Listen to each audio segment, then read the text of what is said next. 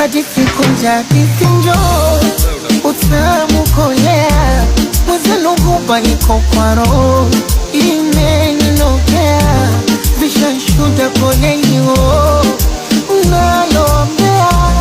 mtaja kubwa makwashako, kwa kutuongelea, tena mikwake ndo daki